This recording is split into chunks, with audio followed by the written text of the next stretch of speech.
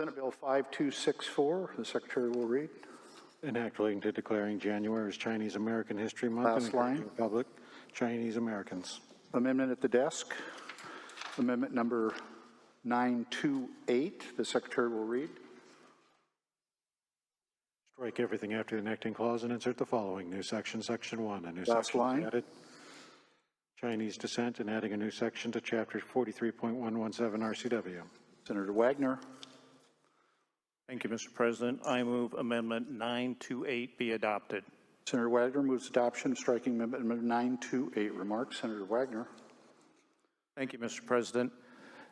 This amendment simply changes the title and intent of the underlying bill from Chinese American to Americans of Chinese descent. And I realize that that is a little bit of unfamiliar language, so it bears some explanation. This bill was written long before our last session, and during that time, we saw an alarming uptick in violence on Americans of Asian descent. And it was reported in the paper and the news that way as Asian American violence. And when I talked to my community, I know that people were compassionate and concerned, but they also felt a little bit detached. And I thought hard about that because when America is attacked, Americans stick together. Mr. President, sometimes our minds inform our language, and sometimes our language can inform our minds. I think that we need to emphasize Americans first, and that these attacks were attacks on Americans.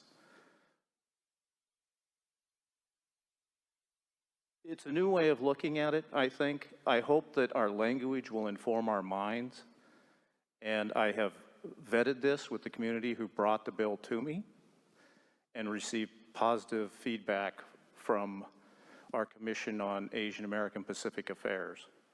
I commend the amendment to you. There are no further remarks. Question before the Senate is adoption of the striking amendment number 928. The President reminds the body that this is not an individually recorded vote. Please use the voting buttons on the FAR voting system. The vote is now open. Please vote.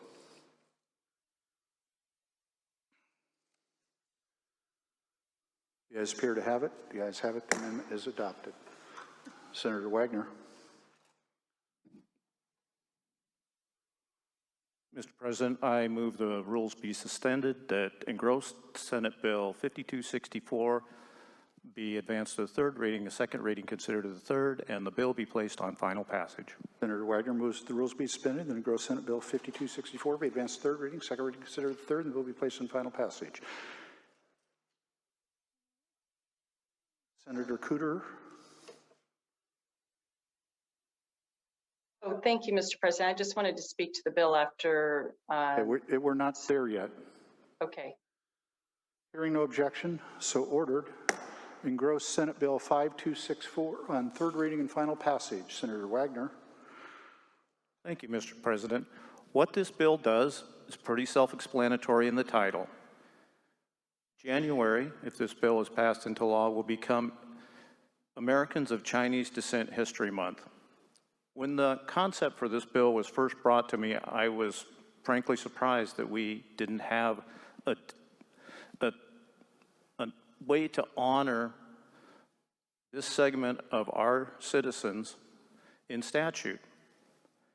In fact, if this passes into law, we will be the first state to so honor our citizens. The bill does not dictate anything to our schools, but it simply serves as a reminder that they should take some time during the month of January to teach about the history, the trials, and the tribulations that Americans of Chinese descent have endured. And it makes sense for Washington State because our history with the Chinese and Americans of Chinese descent has some dark things that we need to live up to, but it also has some amazing accomplishments where that community has contributed to our state. We need to acknowledge all of those things in an open and pragmatic way. And this bill gives us a chance to reflect on that once a year and to teach our school children the important role that Americans of Chinese descent have played in our history. And it's a natural fit for Washington State. Most of you are aware of the Chinese Exclusion Act, which prohibited Chinese from immigrating to this country. But do you know that the Magnuson Act was the act that began to reverse that racist policy? Senator Magnuson, Washington State Senator, was a sponsor of that legislation. I think that's important history. Think about the fact that Governor Locke, Ambassador Locke, the ambassador to China, was the first American of Chinese descent to be governor of a state in the continental United States. That was history that happened right before our eyes. So I think this bill is appropriate for Washington to be first. And I want to thank everybody who had a piece in this. This bill has been described as Senator Wagner's bill, and nothing could be further from the truth. This bill was brought to me in a grassroots movement by Asians for Equality, and I have to give personal thanks to Linda Yang, who trusted me to bring this bill to the floor, and I appreciate all the help that I got to get it here today. Please vote yes. Senator Cooter. Thank you, Mr. President. I rise in strong support of this bill as well.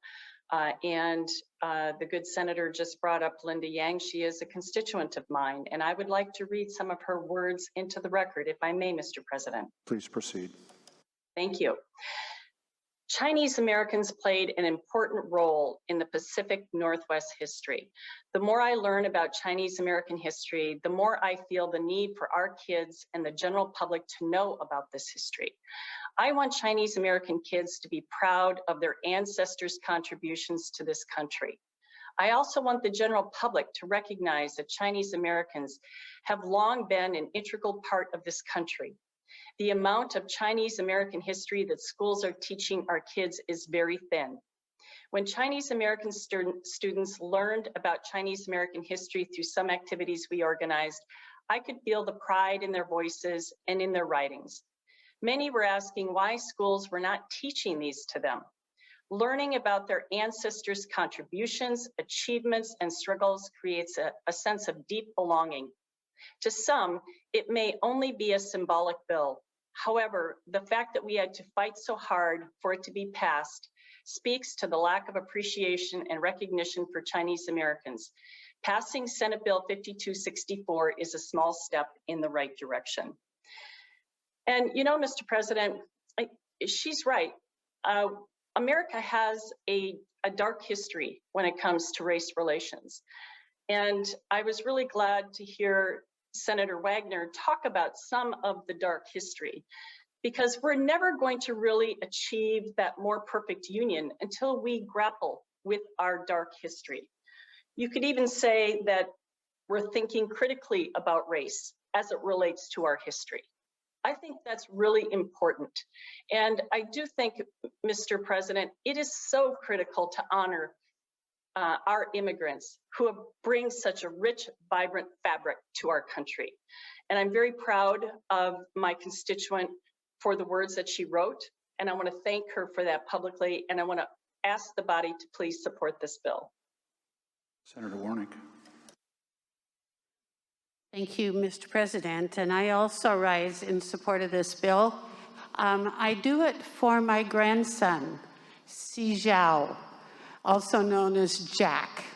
He is 14 years old. He is a Chinese American. We brought him to America when he was less than 2 years old. He would not have had a life in China because of a small disability, physical disability. But this bill is so important for young children like Jack. He felt the anxiety that some people in our society felt towards Chinese looking people. He felt that as a 12-year-old, 13-year-old, and now as a 14-year-old. Thankfully, he's been accepted by many other young people, but for me to stand up and say, I supported this bill for you, Jack, is very important to him too. So very supportive of this bill and urge passage. Thank you. Senator Wellman. Thank you, Mr. President. Well, I'm proud to rise to support this bill. And I love history, and I especially love those nurdles of history that you don't know about until you start looking around or you come across unexpectedly. And when I was involved with the innovation partnership zones across our state, special different industries that are unique to Washington that we have been birthing here, I came across the area of outdoor wear. And Washington State, because of our unique part in the trails up to Alaska and to the Gold Rush, became one of the founders of the whole idea of specialized outdoor wear.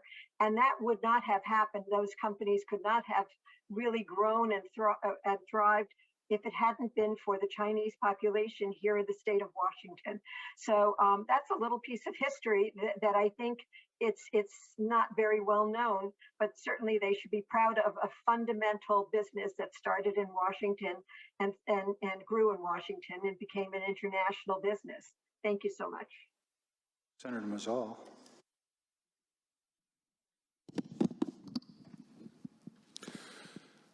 Well, thank you, Mr. President.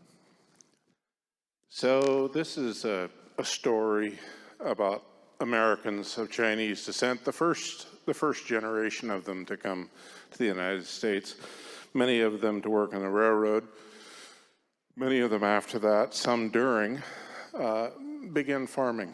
And on Whidbey Island, there was quite a number of them. They built small homes because they had come without family, and the money they made, they sent back to China to support them. One particular one was Ah Sut. Ah Sut was a jovial, well-loved character in the local community, and he initially rented land from the Seward family, who had come in the mid-1800s to farm on Eby's Prairie. And as Ah Sut got older, he realized that he was going to have trouble supporting himself. And he went to Grandpa LeSeward and expressed his concern. And he said, "Ah Sut, you need not worry." And Grandpa LeSeward took him in as a hired man. And he lived there in his home, which then became more trouble as he aged. And he went back to Grandpa LeSeward and he said, I worry where I will be buried. And Grandpa LeSeward said, "I will take care of that." Eventually, Ah Sut died, and he went to bury him in the cemetery, and the cemetery board said, "We don't allow Chinese to be married in our cemetery." And he said, "We've got a family plot, correct?" And they said, "Yes." And they said, "And we own the family plot, do we not?" And they said, "Well, yes." And he says, "I'll be damned if I'll let you tell me who I put in that plot. And if you go look in that LeSeward family plot in the middle of Sunnyside Cemetery overlooking Eby's Prairie, you will see Ah Sut's headstone." That is what they meant to the local community, the ability to stand up to them. And a favorite story of mine of the LeSeward family and their loyalty to Ah Sut. Thank you, Mr. President. If there are no further remarks, the question before the Senate is final passage of Engrossed Senate Bill 5264. The President reminds members to use the voting buttons in the FAR voting system. The vote is now open. Please vote.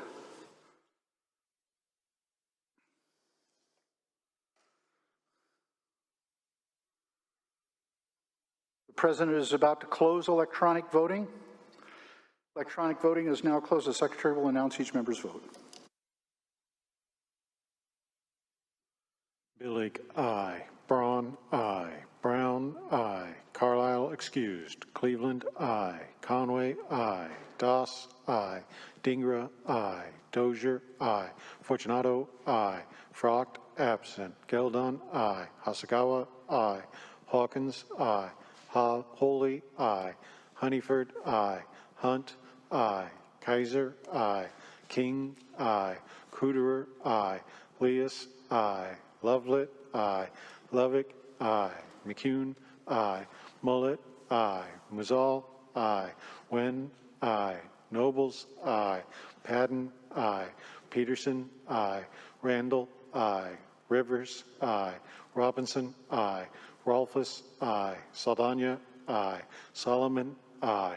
Schessler, aye. Sepsic, aye. Sheldon, aye. Short, aye. Stanford, aye. Trudeau, aye. Vandeweghe, aye. Wagoner, aye. Warnick, aye. Wellman, aye. Wilson Claire, aye. Wilson Jeff, aye. Wilson Linda, aye. Senator Frocht, how do you vote? Vote aye. Senator Frocht votes aye. Does any member wish to change their vote? The President is about to lock the vote. The vote is now locked. The Secretary will take the record. Mr. President, there are 48 yeas, 0 nay, 1 excused. Having received a constitutional majority, engrossed Senate Bill 5264 is declared passed. The title bill will be the title of the act.